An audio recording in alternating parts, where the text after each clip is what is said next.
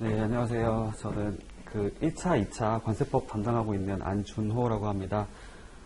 일단은 여러분들 아무래도 관세사를 준비하게 되면 가장 먼저 접하는 게 관세법이라고 생각을 하는데요. 관세법에 대해서 간략하게 한번 말씀을 드려보도록 하겠습니다. 관세법인데 일단은 여기 보시면 관세가 들어가 있고 법이 있잖아요. 그래서 관세라고 하는 것은 기본적으로 세금이라고 볼 수가 있겠죠. 세금. 저희가 뭐 관세, 부가세 여러 가지가 있는데 세금을 부과한다고 했을 때 부과를 하려면은 부과 논리가 있어야 될 거예요. 부과 어떤 논리, 부과 뭐 요건 이런 것들이 필요하다고 보시면 되는데 그런 것들하고 그 다음에 또 하나가 뭐가 있냐면은 관세를 부과를 하기 위해서 저희가 수출입 신고, 수입 신고, 수출입 신고 뭐 여러 가지가 있는데 그거에 관련돼서 이제 세금 부과하는 거 말고는 관세 행정에 관련된 얘기가 나옵니다. 행정일을 한다는 것은 일종의 절차라고 보시면 될 것 같아요. 이거는 이제 부가 논리 이런 게 아니라 절차. 누가 누구에게 뭔가를 한다, 뭐 신고를 한다, 신청을 한다 이런 절차들을 다루고 있는 법이다라고 보시면 될 것 같습니다. 그래서 기본적으로는 세금을 부과하는 그런 논리하고 그 다음에 이제 관세에 관련되어 있는 행정 절차들이 있다고 보시면 될 것 같고요. 공부를 하실 때는 기본적으로 세금의 같은 경우는 아까 말씀드렸던 그런 부과되는 논리, 요건들을 잘 아셔야 돼요. 기본적인 그런 어떤 이론적인 부분들을 정리를 하셔야 된다고 보시면 될 것 같아요.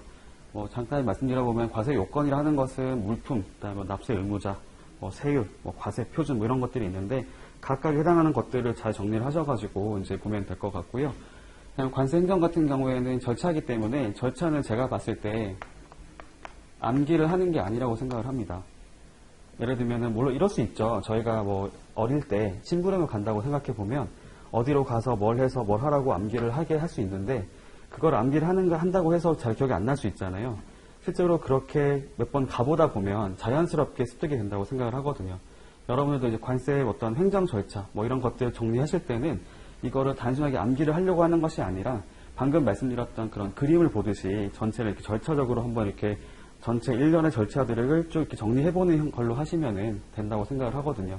그러니까 그런 것들은 뭐 이제 여러 가지 제가 수업을 하게 되면 그와 관련해서는 이제 그림을 그려드릴 거예요. 그림을 그린다는 것은 뭐 예를 들면은 뭐 여기 A라고 하는 자가 있고 뭐 B라고 하는 자가 있다고 했을 때 뭐 이렇게 뭘 하고 여기서는 뭐 이렇게 한다라는 거 있잖아요.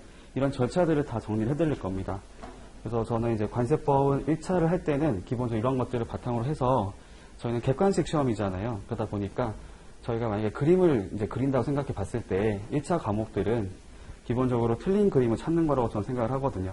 그러니까 두 가지 그림을 놓고 봤을 때 이게 어디가 잘못된 것인지를 좀 찾아낼 수 있으면 된다고 생각을 해요.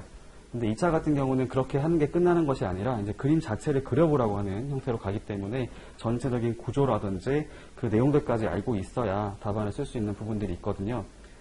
근데 1차를 하실 때도 가급적이면 저는 1차랑 2차랑 겹치는 과목들이 몇 가지가 있어요. 특히 그 중에 하나가 관세법이 될 수가 있는데 관세법의 경우에는 1차를 할 때 과목이랑 2차를 할 때 과목이 일치가 되거든요. 물론 좀 다른 과목이 있긴 합니다. 1차 같은 경우는 저희가 FTA 뭐 관세특례법이라고 하는 게 있고 2차 같은 경우는 관세 환급특례법이라고 하는 게 있어서 그거는 차이가 있긴 하지만 관세법 자체는 차이가 없어요. 그래서 1차를 공부하실 때도 단순하게 그냥 객관식 위주로만 공부를 하는 것보다도 전체적인 그런 내용들을 정리를 같이 하면서 하면 좋겠다고 생각을 하고 있고 저는 이걸 생각했을 때 아까 말씀드렸던 것처럼 이제 단순하게 법의 내용들을 읽고 넘어가는 것이 아니라 이거에 대해서 제가 논리라든지 그런 주의해야 될 표현들 같은 걸 말씀드릴 거예요. 그걸 말씀드리고 그다음에 시험 문제에 어떤 게 주로 나왔었는지 그런 표현들 말씀드리면서 이런 것들은 주의를 하셔야 합니다라고 정리해 드릴 겁니다. 네, 그렇게 해서 수업을 진행할 거고요. 그리고 아까 말씀드린 것처럼 2차랑은 겹치기 때문에 좀 더 공부를 하실 때는 제가 좀 더 심화적으로 공부를 하려고 하고 있거든요. 그런 부분도 참고하시면 좋을 것 같습니다. 아무래도 이제 1차를 하신다는 거는 이제 막 시작을 하신다는 그런 걸로 전 이해가 되거든요.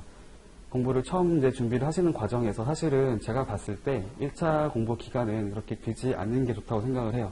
어차피 본격적인 싸움은 2차이기 때문에. 그래서 1차를 할 때는 최대한 효율적으로 공부를 하시면 좋을 것 같고요.